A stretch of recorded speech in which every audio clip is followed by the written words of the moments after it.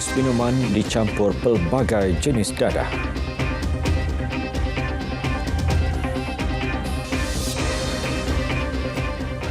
Assalamualaikum, salam Malaysia Madani. Saya Muhammad Shah Musa.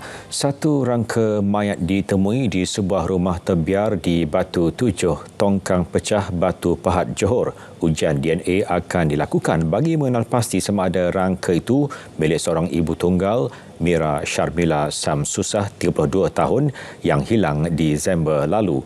Ketua Polis Johor, Datuk Kamarul Zaman Mamak berkata, rangka mayat itu ditemui 2 petang selepas dibawa oleh suspek ke lokasi kejadian. Rangka mayat itu dibawa ke Hospital Sultan Ismail Johor Bahru untuk ujian DNA. Keputusannya diketahui dalam tempoh lebih 2 minggu. Turut ditemui di lokasi kejadian adalah pakaian. Keluarga Mira Sharmila telah dimaklumkan, namun polis belum mengesahkan sama ada rangka itu milik wanita berkenaan. 14 Disember lalu, ibu tunggal 2 anak itu gagal dihubungi selepas keluar rumah menaiki kereta teman lelakinya pukul 11.50 malam. Mangsa memakai baju berwarna biru gelap untuk mencuci pakaian di kedai Dobi.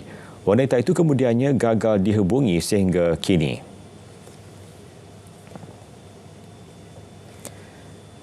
Taktik sindiket dadah menjadikan jus minuman sebagai alat terbaru edar dadah tumpas selepas pihak polis berjaya menahan 6 individu termasuk seorang wanita. Kegiatan itu terbongkar menerusi 5 serbuan di sekitar Lembah Kelang termasuk di 2 kondominium mewah yang dipercayai menjadi tempat memproses dan menyimpan dadah.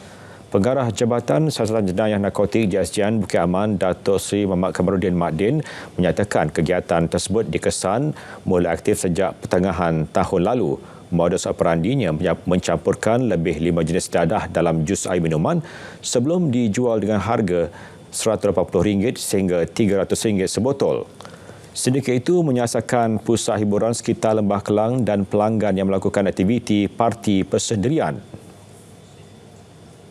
Dalam operasi ini, jabatan ini telah berjaya merampas pelbagai jenis dadah yang dianggarkan bernilai ringgit Malaysia 448,850 yang terdiri daripada 54,550 ml jus yang kita syaki dadah, 1.68 kg sebut MDMA, 144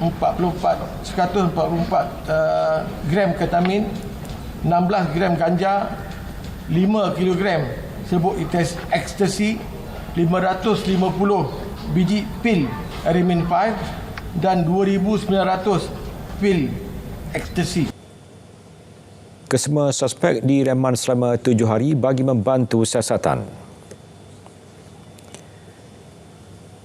Sementara itu, taktik jadikan rumah sewa sebagai makmal memproses ubat batuk terbongkar apabila diserbu Jabatan Kastam. Ubat batuk itu dipercayai dijual di pasaran tempatan dengan menggunakan label palsu. Pengarah Kastam Perlis Ismail Hashim berkata, serbuan dibuat selepas mendapat maklumat terdapat aktiviti memproses dadah di Sungai Padang Simpang 4. Keseluruhan cecair ubat batuk yang dirampas adalah sebanyak 8,100 botol ubat batuk yang telah siap dibotolkan. 1,000 liter cecair disyaki ubat batuk di dalam tong yang belum dibotolkan. Nilai keseluruhan ubat batuk dianggarkan sebanyak RM271,500. Turut dijumpai juga adalah mesin pemprosesan, bahan-bahan pembungkusan serta bahan-bahan yang digunakan untuk menghasilkan ubat batuk. Dalam operasi ini, 2 lelaki berusia 28 dan 54 tahun berjaya ditahan. Sementara itu, di Pulau Pinang pula, 4 lelaki warga Nepal ditahan di sebuah apartmen di Tanjung Tokong kerana disyaki terlibat dalam sindiket perjudian dalam talian. Ketua Polis Daerah Timur Laut ACP Razlam Abdul Hamid berkata, premis tersebut telah beroperasi selama 3 bulan dan 4 warga negara Nepal tersebut ditawarkan gaji hingga RM2,000. Dan juga telefon bimbit. Yang mana sasaran dia warga negara Nepal di Nepal.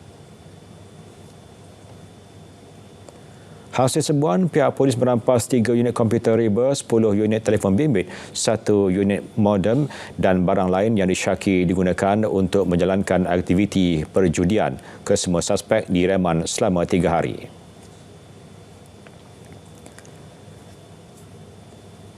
Warga asing ditahan Jabatan Imigresen Johor di beberapa premis sekitar daerah Johor Bahru dan Batu Pahat. Hasil maklumat awam, kesemua warga asing ditahan di kawasan Pasar Borong dan Pusat Urut tanpa permit sah. Pengarah Imigresen Johor Baharudin Tahir berkata, pendatang asing tanpa izin yang ditahan berusia 20 hingga 47 tahun. Mereka didapati melanggar syarat PAS ditetapkan, tidak memiliki sebarang permit yang sah dan tinggal lebih masa. Kes disiasat mengikut Peraturan 39B, Peraturan Imigresen 1963, Seksyen 6-1-C, Seksyen 55E serta Seksyen 15-1-C, Akta Imigresen 1959-63, Akta 155. Dalam pada itu, satu kumpulan terlibat aktiviti penyeludupan migran berjaya ditumpaskan polis Johor. Ia hasil op pintas, taring gelora dan op taring landai di perairan Pontian.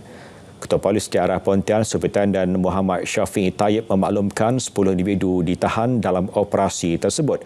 5 daripadanya pendatang asing tanpa izin parti yang cuba keluar dan masuk Malaysia melalui jalan yang tidak diwartakan. Baki 5 lagi individu masing-masing membabitkan 4 tekong dan seorang pembantu. Tekong darat dipercayai terima bayaran antara RM1,500 hingga RM3,500 daripada setiap seorang parti. Turut dirampas 14 telefon bimbit, wang tunai selain sebuah kereta dan bot. 3,254 unit jam dinding digital yang mengandungi audio 30 juzuk Al-Quran dengan fungsi azan yang dijual tanpa kelulusan dirampas Kementerian Dalam Negeri KDN. Ia menerusi 4 serbuan sekitar Lembah Kelang. Setiausaha Bahagian Penguasaan dan Kawalan KDN Nik Yusaimi Yusof berkata kesemua barangan itu dipercayai diimport dari China dan dijual melalui platform media sosial, e-dagang dan kedai fizikal. Nilai rampasan dianggarkan bernilai RM1.1 juta. Mana-mana penerbitan Al-Quran dalam apa jua bentuk yang mengandungi 1 juzuk ke atas perlulah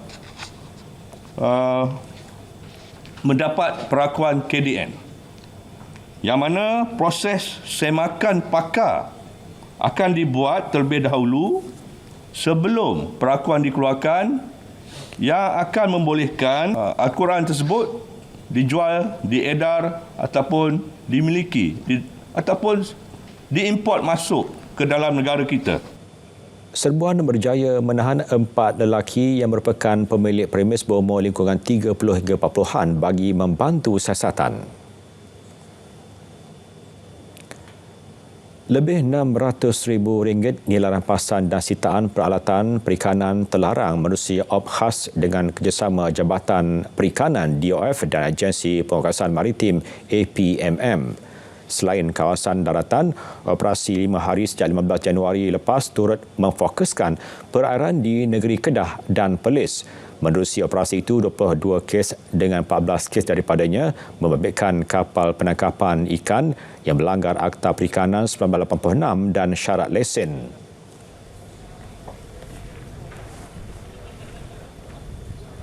Hasil daripada operasi ini terdapat 22 kes tangkapan yang melibatkan 14 kes berkaitan dengan wesen penangkapan ikan yang melakukan kesalahan sama ada melanggar syarat Akta Perikanan 1985, syarat-syarat lesen, dan 8 kes merupakan kes sitaan peralatan melantari dilarang yang kita dapati bahawa sebanyak 1,494 unit bumbu naga yang kita dapat, tuan-tuan boleh lihat di situ, 34 set rawa surung, 11 bidang pukat rawa surung dan 13 unit bot fiber yang tidak berlesen.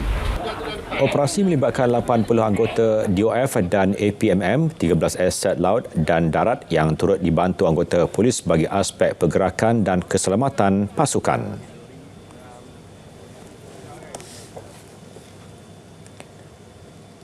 3 maut dalam kemalangan antara bas ekspres dan sebuah kereta dalam kejadian di Kampung Gertak Anak Buaya, Jalan Pasir Mas, Rantau Panjang. Penumpang Nurul Suhaila Muhammad Osman, 23 tahun dan pemandu bas Ayub Cesoh, 49 tahun meninggal dunia di lokasi kejadian. Ketua Balai Bomba dan Penyelamat Rantau Panjang Syafawi Stapa memberitahu pemandu kereta Muhammad Tarmizi Abdul Jamil, 28 tahun cedera parah dan meninggal dunia ketika mendapatkan rawatan di Hospital Universiti Sains Malaysia, Kubang, Krian. Manakala pembantu pemandu bas mengalami patah paha dihantar ke Hospital Pasir Mas untuk mendapatkan rawatan lanjut. Selain itu, 5 penumpang yang berada di dalam bas selamat dan tidak mengalami kecederaan. 10 anggota daripada Balai Bomba Rantau Panjang membantu mengeluarkan mangsa yang tersepit menggunakan alat hidrolik sebelum menyerahkan kepada pihak polis untuk tindakan lanjut. Banjir di Johor dan Sarawak menyaksikan 402 penduduk terjejas daripada 126 keluarga masih berlindung di 5 pusat pembinaan sementara PPS. Menurut Kemaskini Portal Info Bencana JKM, 282 orang ditempatkan di 2 PPS di daerah Betong. Sementara itu, Sungai Kunang, Ulu Sadike menunjukkan tren menurun dan laluan terjejas kini boleh dilalui kenderaan. Di Johor pula, 65 orang daripada 19 keluarga masih berada di 2 PPS di daerah Segamat, manakala banjir di Pahang dan Sabah pulih sepenuhnya. Sumbangan asas rahmah ataupun SARA ditingkatkan sekali ganda. Kadar bantuan untuk isi rumah SARA ditingkatkan kepada RM1,200 berbanding RM600 tahun lalu. Malah kali ini memberi manfaat kepada lebih 700,000 penerima berbanding 210,000 penerima pada tahun lalu. Kementerian Kewangan memaklumkan program SARA dengan peruntukan RM700 juta itu bakal disalurkan 12 kali mulai 22 Januari bagi penerima di Semenanjung.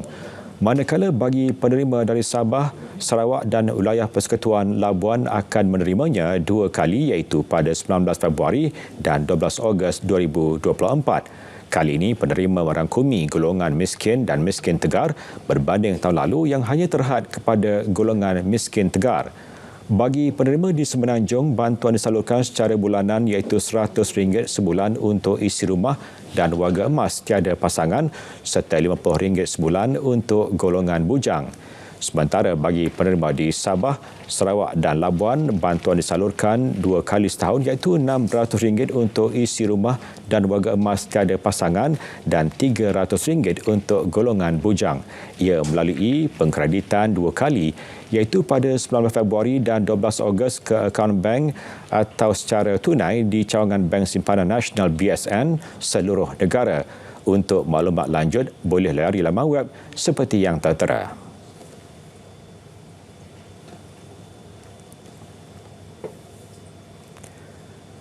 Kaedah pelaksanaan subsidi bersasar akan diputuskan Jemaah Menteri minggu depan. Menteri Ekonomi Rafizi Ramli berkata, kertas memorandum Jemaah Menteri berkenaan mekanisme penyasaran semula subsidi itu telah dihantar hari ini. Subsidi bersasar akan dibawa minggu depan hantar kepada Jemaah Menteri hari ini dan akan diputuskan minggu depan Selepas keputusan dibuat mengenai kaedah, itu membolehkan kerajaan mengumumkan bentuk-bentuk bantuan subsidi tersasar selepas minggu depan. Jadi terpulang kepada Yang Amat Berhormat Perdana Menteri. Oleh itu, orang ramai dinasihat mendaftar dan mengemaskini sistem pangkalan data utama padu agar memudahkan kerajaan melihat dan menyalurkan bantuan kepada golongan sepatutnya. Kelonggaran pemakaian baju sukan ke sekolah diteruskan untuk sesi persekolahan 2024-2025 bermula Mac ini. Menteri Pendidikan Fadil Nasidik berkata keputusan dibuat bagi meringankan beban ibu bapa selain memudahkan mereka membuat persiapan persekolahan lebih awal. Perkara itu diputuskan berdasarkan sesi libat urus bersama pihak berkaitan termasuk warga pendidik dan ibu bapa.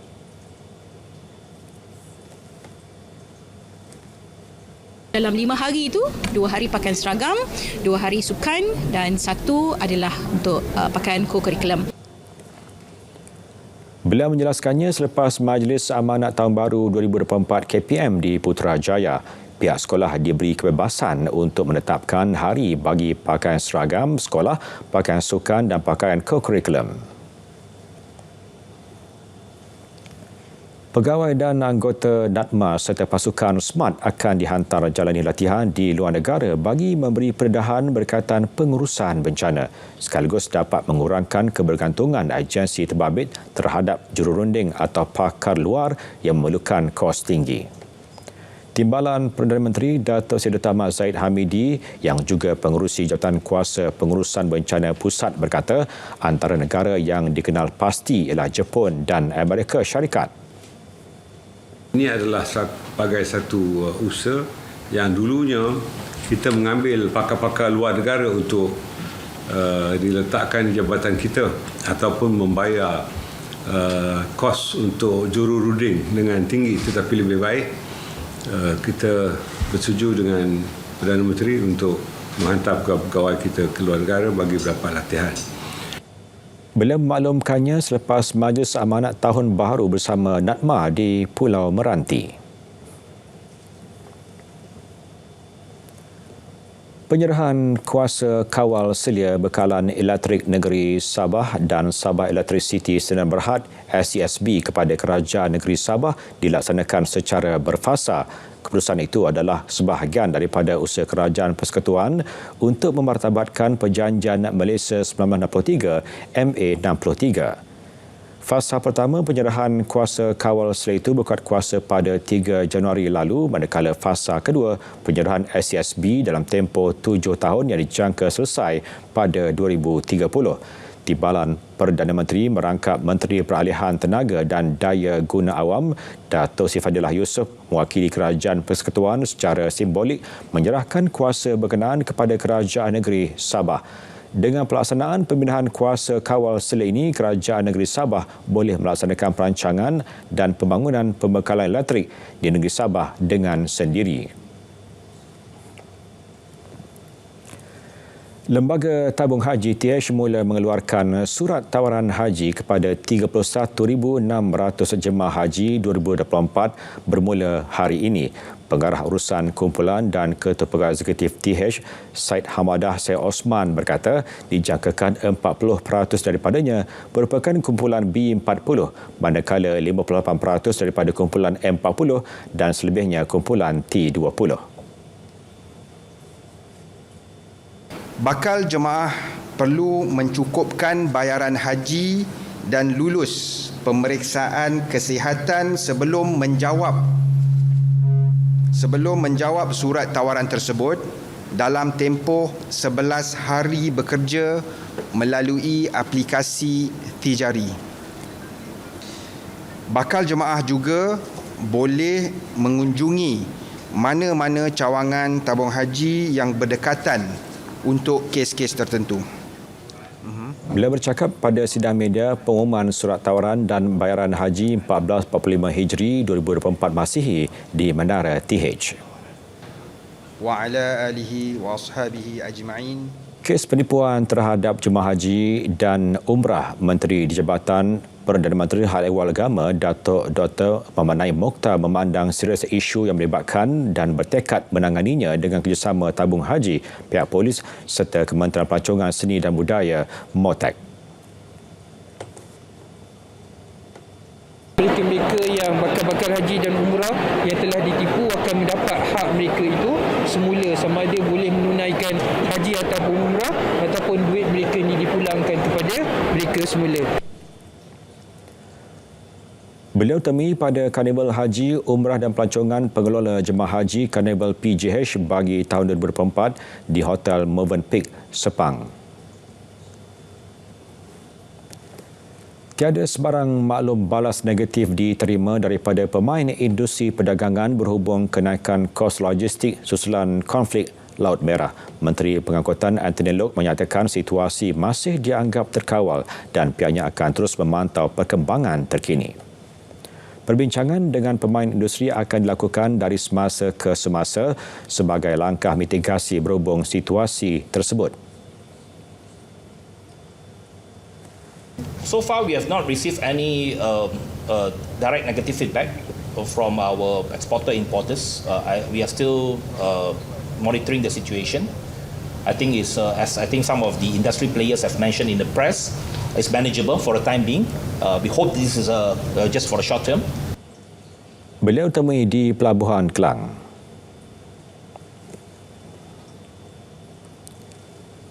Projek pembinaan kapal tempur pesisir LCS yang terkendala sebelum ini kini berjalan dengan baik. Panglima Tentera Laut Laksmana Tan Sri Abdul Rahman Ayub beritahu kapal LCS pertama dijangka diterima pertengahan tahun ini kemudian akan menjalani ujian pemasangan sistem dan peralatan selama 22 bulan. Kapal LCS pertama dijangka ditahliakan pada hujung 2026.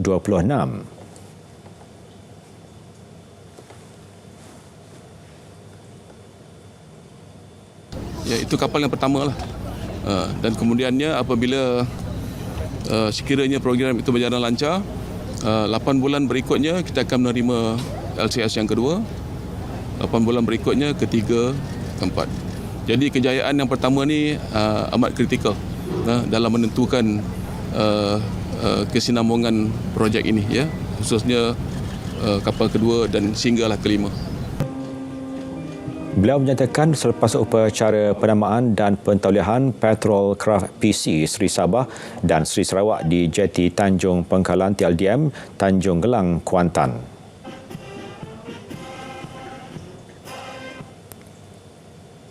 Hubungan diplomatik Malaysia dan China bakal mencecah usia 5 dekad 31 Mei ini. Kerjasama selama 50 tahun berjaya membawa limpahan manfaat kepada kedua-dua negara. Paling utama dalam aspek ekonomi menerusi kemasukan lebih banyak pelaburan dalam pelbagai sektor.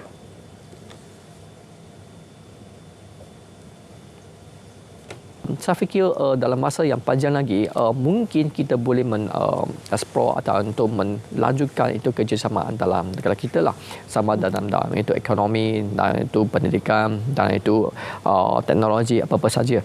Sebab saya fikir itu potensi amat besar lah dalam jangka masa yang panjang. Sebab kerana Malaysia kini ini kita sedang mengalami itu transformasi daripada negara income yang mungkin sederhana kepada negara income yang tinggi. Dalam proses transformasi ini kita perlu pelaburan yang lebih padat, yang lebih teknologi high technology base dalam tahun ini. Hubungan diplomatik Malaysia dengan China bermula secara rasmi pada 31 Mei 1974. Ia sekaligus menjadikan Malaysia negara ASEAN pertama menjalin kerjasama seumpama dengan republik itu. Perkasa ekonomi Islam, usahawan Muslim diseru saling bekerjasama tingkatkan kualiti produk dan perkhidmatan agar terus menjadi pilihan pengguna. Demi merealisasikan tujuan itu, Yayasan Warisan Ummah Ikhlas WIF menggerakkan program Ummah #Grand Reset Ekonomi. Fokusnya meningkatkan kesedaran masyarakat mengenai kepentingan perpaduan umat untuk membentuk kekuatan melalui ekonomi. Dan mereka membina tamadun dan beratus tahun. Grand Reset untuk kebangkitan semula umat Islam, di mana kita perlu mengajak semua pihak, ulama, umara dan juga ummah untuk melakukan satu perubahan yang besar-besaran untuk mengembalikan kekuatan Islam. Ummah Grand Reset diadakan setiap Jumaat di Dewan Karangkraf Shah Alam. Pelaksananya turut dijayakan bersama beberapa NGO lain, antaranya Persatuan Pengguna Islam Malaysia PPIM. 200 sukarelawan akan ditugaskan di Kuil Sri Subramania Swami Batu Cave bagi membantu melancarkan pengurusan logistik sempena sambutan Thaipusam 25 Januari nanti. Program Kesuma Madani yang julung kali diadakan itu turut menawarkan pemeriksaan kesihatan percuma dan pendaftaran skim keselamatan sosial suri rumah SKSSR.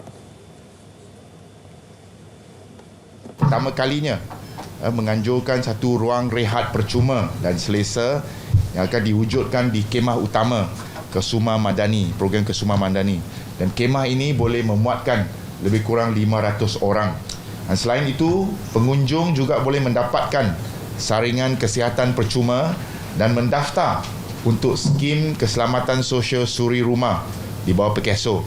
Ini adalah antara strategi Perkeso pada tahun ini, sebab kita nak meningkatkan, ini salah satu skim yang baru, kita nak meningkatkan jumlah suri rumah berinsurans. Bila berkata demikian dalam sidang media program Kesuma Madani sempena sambutan Thaipusam di Batu Cave.